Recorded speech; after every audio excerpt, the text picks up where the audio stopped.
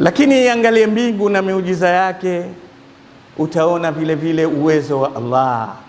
Rafa sab'a samawati bighairi amadin tarawunaha, imekaa mbingu saba juu na hakuna nguzo iliyozuia, hakuna pila. Kijumba chako kidogo kinatumia chuma ngapi mpaka kisimame imara? Nguzo hii bila ya pila yoyote yatosha kukwambia la ayatin liulil albab. Ni dalili kwa wenye akili uweze kumkumbuka Allah tabaraka wa taala mchana na usiku, unavyokuja mchana na kutoka ukaingia usiku. Zote hizi ni dalili kwa wenye akili. Wapenzi waumini, masala si kwamba tukizungumzia akili ni kuwepo kwa akili. Hapana, akili kila mtu anayo, lakini hutuba yetu yatuzungumzia vipi tunazitumia akili zetu kutuweka karibu na Mola wetu. Hii akili uliopewa utaitumia vipi mpaka iwe itakuweka karibu, kama vile unavyoitumia akili hii kukuweka mbali na Allah. Ndio wakagawanya wanavyoni wa malezi kwamba akili ziko aina tatu. Kuna uqul azima raqiya, kuna akili kubwa ambazo kila siku zinazidi kufunguka na kupanuka na kwenda juu. Akili kama hizi wasema ni akili ambazo kama tulivyoona Qur'an zinakupeleka tatafakaru fi khalqillah, katika kila kiumbe cha Allah kinakupa mazingatio unapoangalia kila kiumbe. Antakuna samti fikra wa nadhari ibra, pale utakapokuwa ukinyamaza unafikiria future yako ni gani, lakini na unapoangalia unapata mazingatio.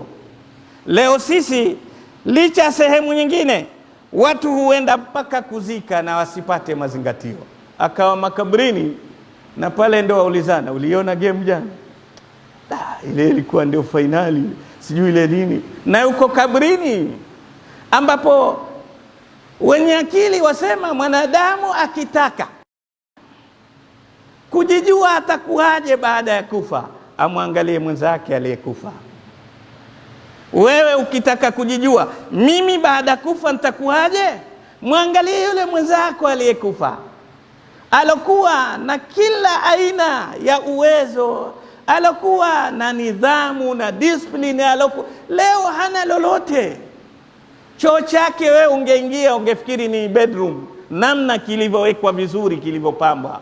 Leo anaoshwa na grupu ya watu, wanamtoa nguo, wanamfanyaje, hana chachoo, hana popote, amefungiwa mahali na watu ndio wanamsafisha.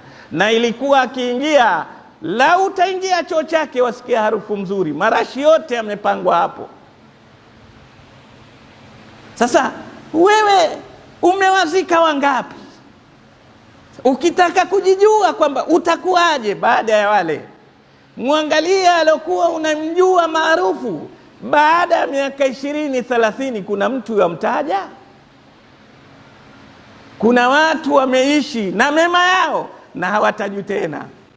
Ni nadira watu mmoja mmoja, lakini katika jamii washasahulika. Ujijue na mimi kuna siku nitakufa, nitasahulika. Basi ni wapi yatakikana mimi nijiweke zaidi, na marafiki hawa wa kunisahau au na nani mwingine? Wama kana rabbuka nasiya. Allahu akbar.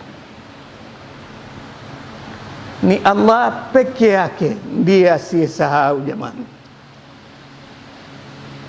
Marafiki waumini ni baada ya kukuzika imeisha. Marafiki uliokuwa nao maskani wiki moja, watu wako wa nyumbani watakaa labda mwaka wakumbukwa, lakini baada ya hapo kila mtu ushamtoka. Wameanza maisha wengine wenyewe asema fresh, wewe huko tena huna namba. Sasa kama wote duniani watakusahau, fallahu huwal wahidu alladhi la yansak. Jiweke karibu na Allah, yeye peke yake ndiye hakusahau.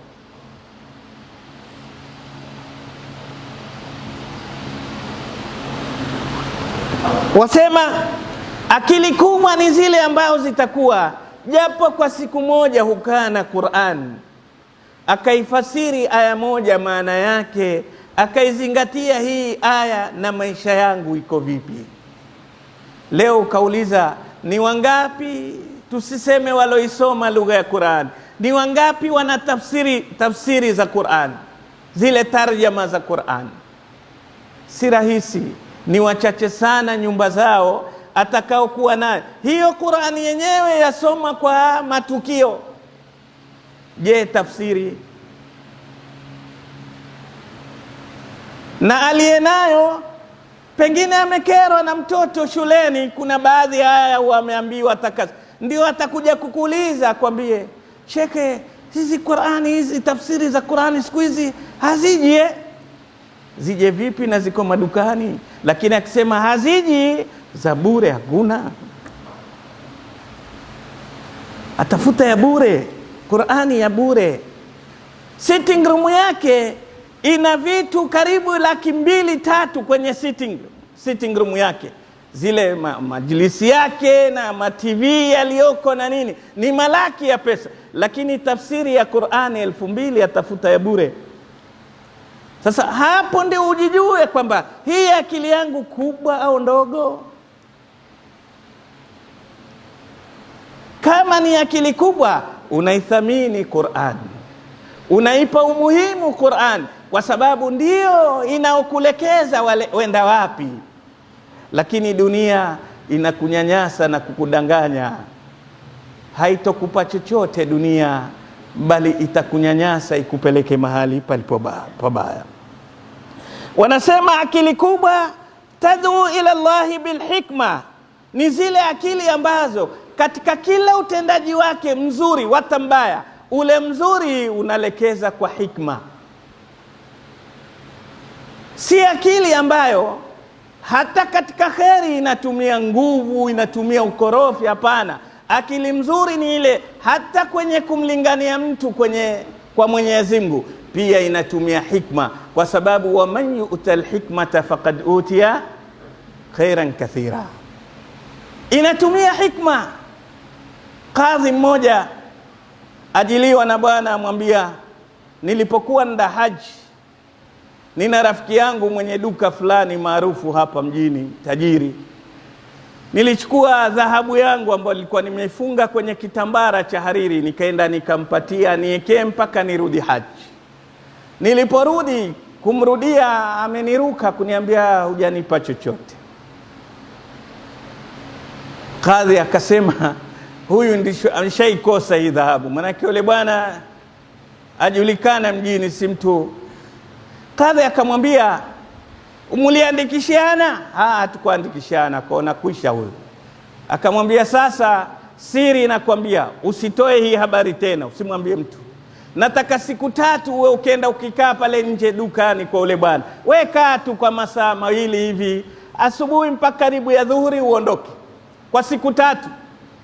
Yule bwana akaenda akakaa siku ya kwanza, siku ya pili, siku ya 3.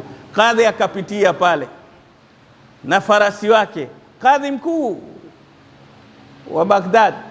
Alipopita pale akamuona, akamwita, ya fulani, salamu alaikum, hali gani, umefika? Mbona uonekani bwana, mbona unipitii bwana, tukutamani bwana, mbona umeanza kunikimbia bwana, alhaji, kwanza ende haji ndio umekuwa mbaya kiasi.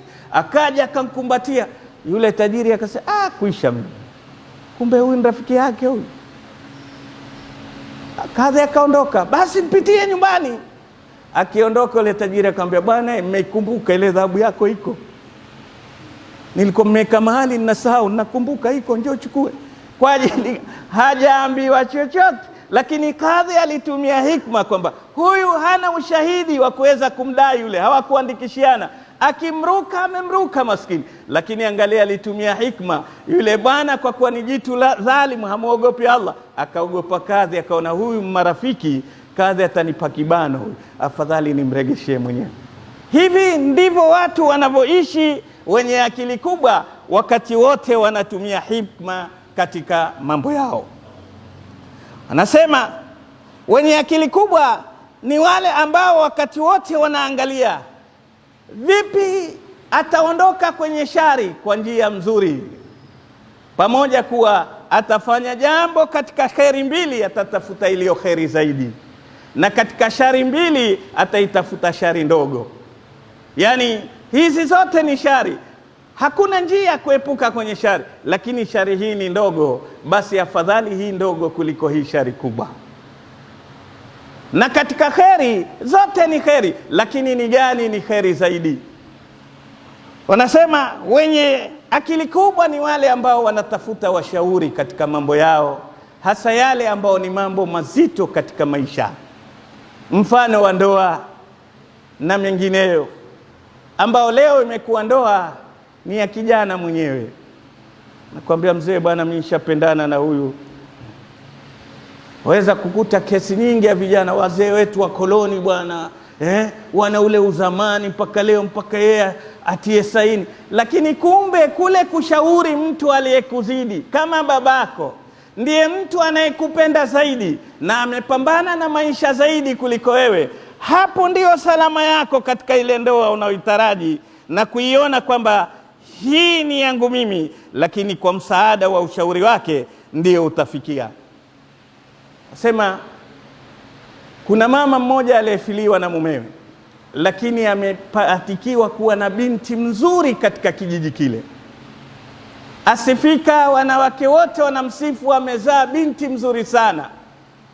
Mwanamke kwa sifa hawezi kuzibeba, akamwekea mahari ya juu yule binti wake, kwamba hawezi mtu kumuoa ila kwa dinari 500,000, dirham 500,000. Asema kijana mmoja akapenda sana kwenda kuoa pale, mpaka akawa amechanganyikiwa, anafanya kazi zaidi. Babake akamuuliza, una tatizo gani wewe? Mbona nguo haikauki maji?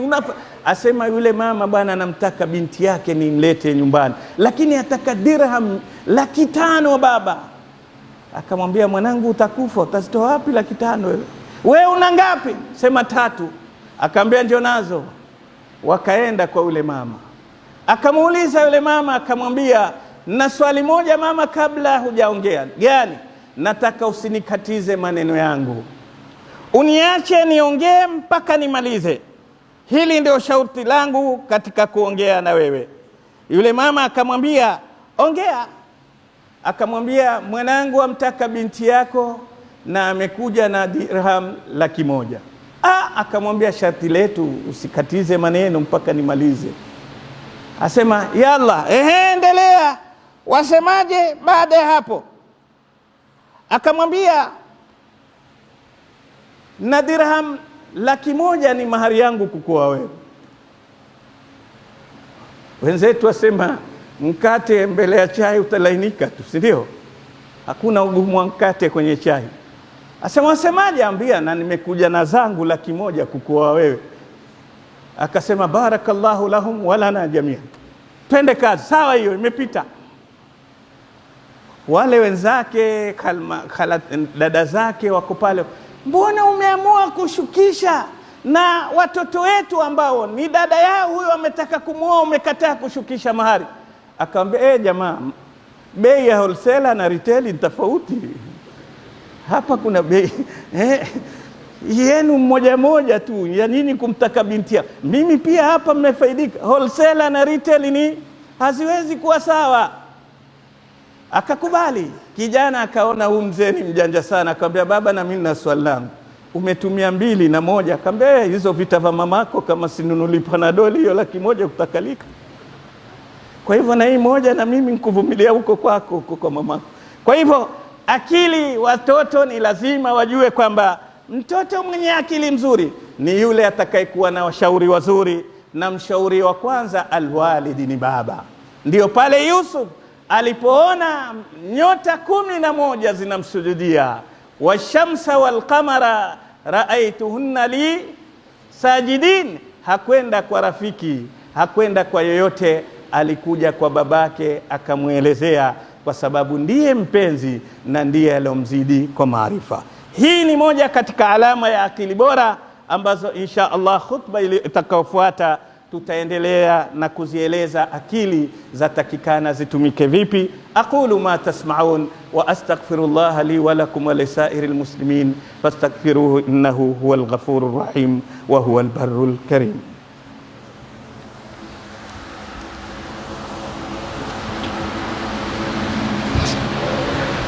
الحمد لله حمدا كثيرا كما أمر، والصلاة والسلام على سيد البشر الشفيع المشفع في المحشر، صلى الله عليه وعلى آله وأصحابه.